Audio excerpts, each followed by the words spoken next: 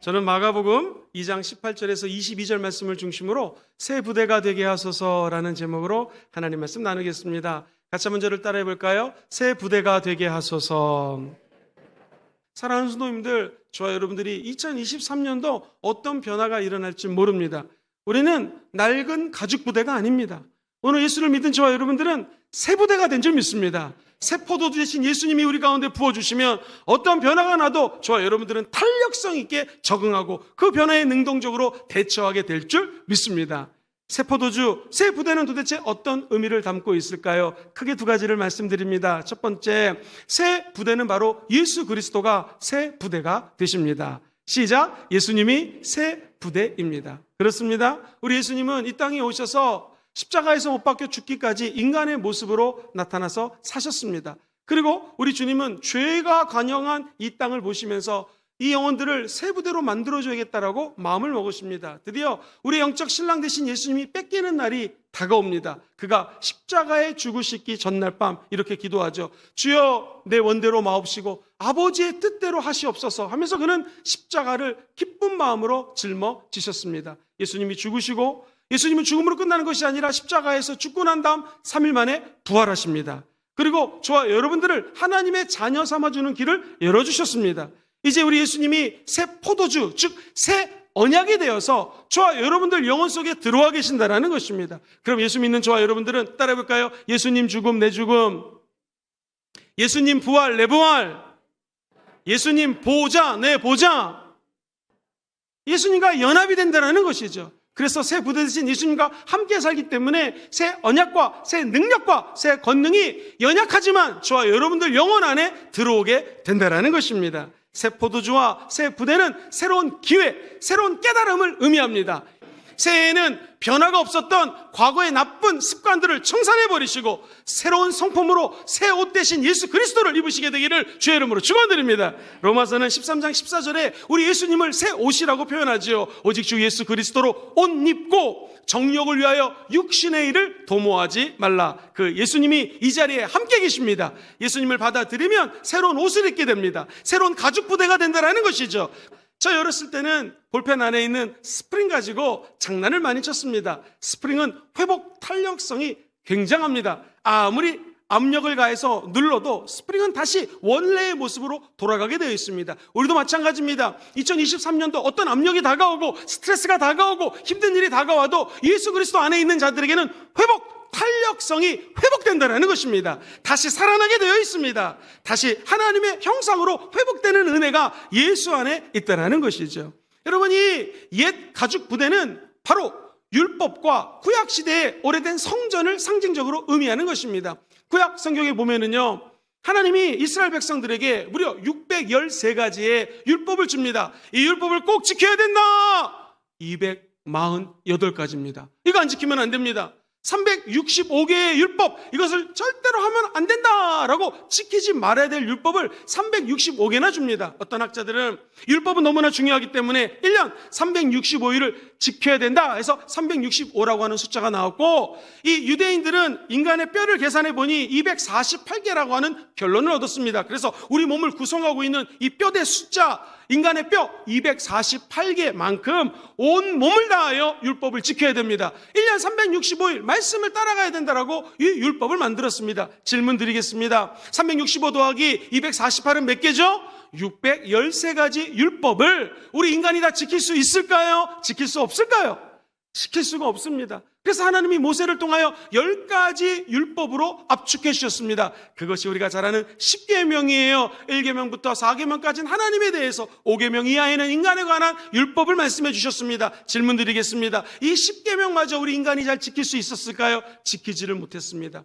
그래서 우리 예수님의 시대가 도래했습니다. 그 전까지는 이 율법 말씀을 따라야 된다고 이야기를 했는데, 우리 예수님이 오시기 전에 어떤 일이 벌어졌습니까? 아수리아라고 바벨론이라고 하는 나라가 이스라엘을 점령합니다. 완전히 나라를 뺏깁니다. 포로로 잡혀갑니다. 70년 포로 생활을 하고 난 다음에 돌아와서 성전을 재건축했지만 그리스의 강력한 그 힘으로 말미암아 다시 나라가 위태로워지면서 성전이 참담한 위험을 맞이하게 됩니다. 이런 고통 가운데 400년이 지났습니다. 이제 이스라엘 백성들은 힘도 없습니다. 능력도 없습니다. 그때 우리 예수님이 오셔서 이렇게 말씀하시는 것입니다. 새 포도주는 새 부대에 담아야 된다는 것이죠. 사랑하는 성도님들, 우리 예수님은 저와 여러분들에게 새 언약이 되셨습니다. 이것이 옛날 포도주가 아니라 새 포도주가 된다라는 언약의 약속이라는 것이죠. 성경은 이 예수 그리스도가 이 땅에 오셔서 죽기까지 순종하셨을 때 우리 예수님을 통하여 새로운 영적인 부대를 만드셨습니다. 마치 인간이 타락하고 악이 온 열방에 관영하자 하나님은 노아의 방주를 만드셨습니다. 누구든지 이 방주 안에 들어오는 동물들과 누구든지 사람이 들어오면은 다 살아날 수 있는 새 부대였습니다. 근데 사람들은 깔깔깔거립니다. 손가락질합니다. 아니다. 주님 아돈나라는 것입니다. 아직 편하다라는 것입니다. 세상이 재미있는데 왜 신경 쓰냐라고 이 노아의 방주를 손가락질했습니다. 그의 가족들을 놀렸습니다. 그러나 그 안에 들어간 모든 사람들은 새 부대가 되어서 살아난 것처럼 이 세상 사람들이 왜 주일마다 교회를 가는가, 왜 이렇게 기도를 하는가, 특별히 순복음 교회는 왜 이렇게 뜨겁게 예배를 드리는가 라고 손가락질하면 기뻐하십시오. 여러분이 새 부대 안에 들어온 것을 믿으시기를 주의 이름으로 축원드립니다. 새 부대는 예수님이십니다. 그렇다면 우리 안에 예수님이 들어와 함께 거하십니다. 누구든지 내가 문 밖에 서서 두드리노니 예수를 믿고 예수 그리스도를 영접하는 자는 예수님이 우리 안에 들어와서 함께 먹고 함께 살아가는 거 믿으시면 아멘 해보시기를 주의 이름으로 축원드립니다. 우리 예수님이 우리와 함께 살면 저와 여러분들이 성령이 거하는 성전이 되었다라는 거예요. 그러므로 예수가 우리 인생의 참된 새 부대가 되었다라는 것은 이제 성령을 모시고 사는 성도님들 한 분 한 분들이 성령이 거하는 성전입니다.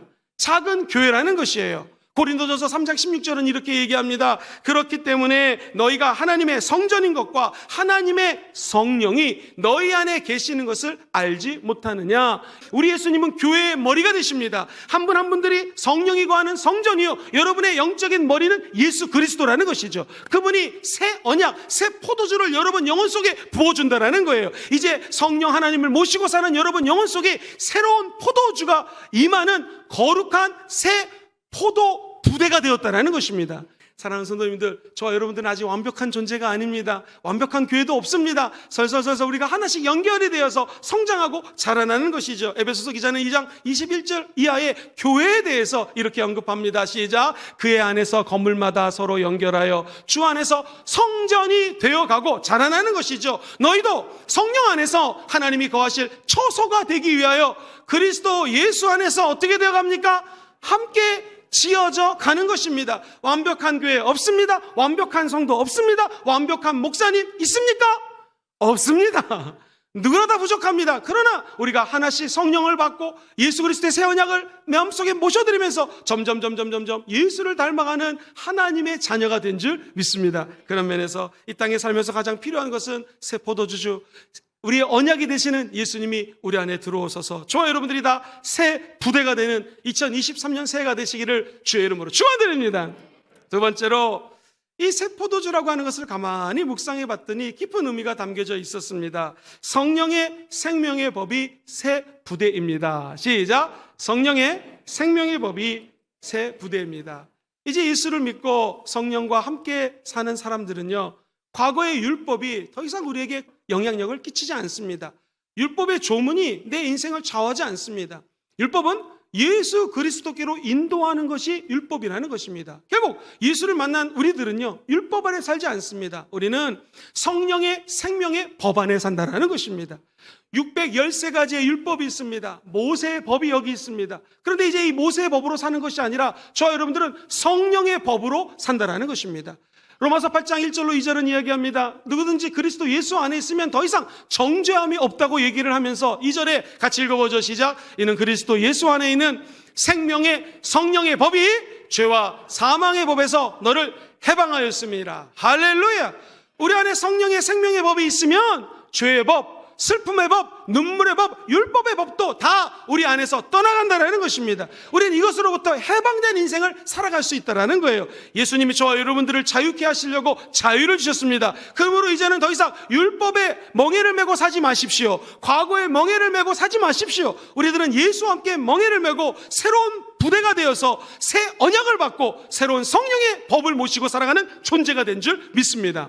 오늘 이 마가복음 말씀이 마태복음에도 기록되어 있고 누가복음에도 기록되어 있는데 누가복음 5장에는요 마가복음, 마태복음에 없는 말씀이 39절에 등장을 해요. 제가 한번 천천히 읽어드릴게요. 새 포도주를 낡은 가죽 부대에 넣는 자가 없다. 만약 그렇게 되면 새 포도주가 부대를 터뜨려 버려서 포도주가 쏟아지고 부대도 못 쓰게 되느니라. 새 포도주는 새 부대에 넣어야 할 것이다. 다 똑같습니다. 그런데 39절이 틀려요. 같이 읽어봅시다. 시작. 묵은 포도주를 마시고 새 것을 원하는 자가 없나니 이는 묵은 것이 좋다 함이라. 자, 예수님은 아직 성령을 보내주지 않은 상태입니다. 사람들이 묵은 낡은 가죽 부대에 담겨져 있는 율법이라고 하는 포도주를 마시니까 야, 옛날 게도 좋습니다 라고 얘기한다라는 것입니다. 이 말씀은 유대인들이 변하지 않는다라는 거예요. 율법 가지고 계속 산다라는 것입니다. 유대교는 율법 아래 계속 녹아든다라는 거예요. 근데 예수님은 예수 안에 있으면 새로운 피조물로 변화시켜 주십니다.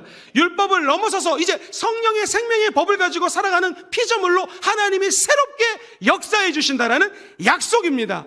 제가 이 누가복음을 새롭게 한번 좀 잠깐 번역을 해가지고 말씀을 드려보겠습니다. 5장 37절 말씀은 아무도 새 포도주, 이게 예수의 언약의 피거든요. 그리스도의 보혈입니다. 이것을 오래된 부대, 구약에다가 담지를 않습니다. 왜? 새로운 언약, 새로운 예수의 피의 복음을 옛날 율법에 담으면 이게 터져버려요. 감당할 수가 없어요. 여러분, 율법이 사람을 변화시키든가요? 변화시킬 수 없습니다. 부모가 자녀를 율법적으로 너 이거 해 저거 해 하지마 한다고 애가 그렇게 되든가요? 그렇게 될 수가 없습니다.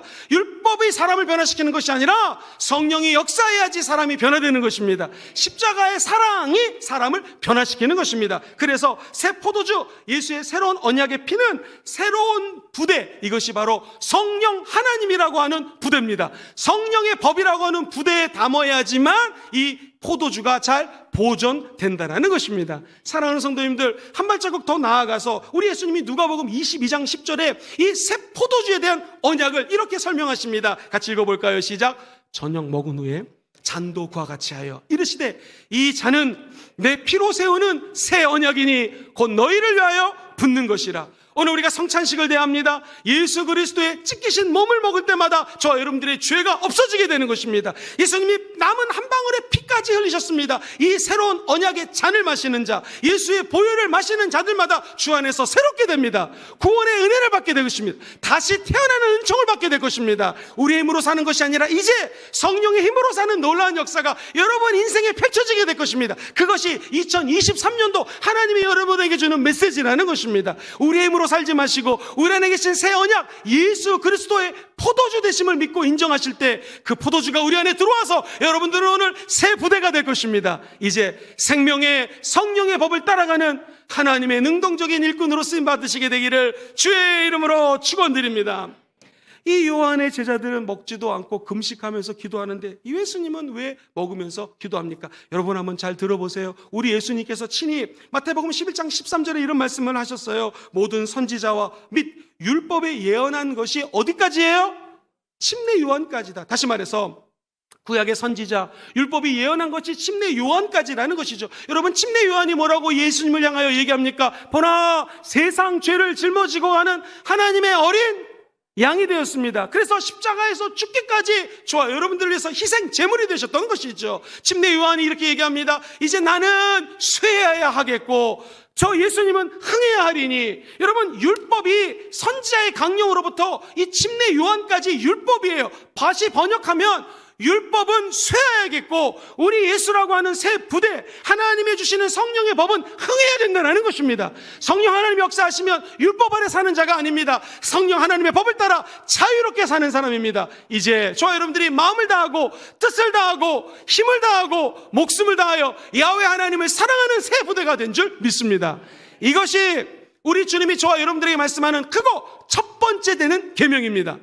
크고 두 번째 되는 계명은 내 이웃을 내 몸과 같이 사랑하라. 여러분, 이웃이 누굽니까? 이웃은 바로 옆에 앉은 사람이 바로 이웃입니다. 나의 아내, 나의 남편, 나의 가족이 이웃입니다. 내일 출근하시면 만나는 직장 동료들이 바로 여러분의 이웃입니다.